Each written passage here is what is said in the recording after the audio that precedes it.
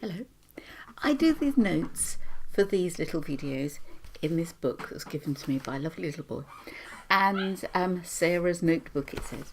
And then I come and record them when I can do a batch all at once. This was the notes I had for the 11th. Mug, cup, face, thumpish. Thumpish isn't even a word. What was I thinking? Have you any ideas what I meant?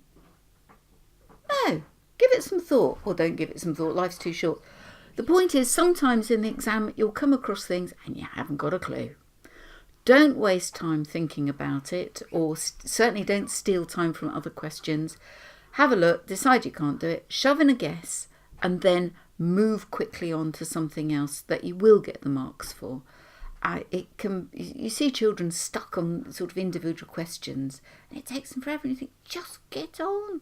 Just get on, my child. They don't think, and then they do it and they can see it's not right and they do it again.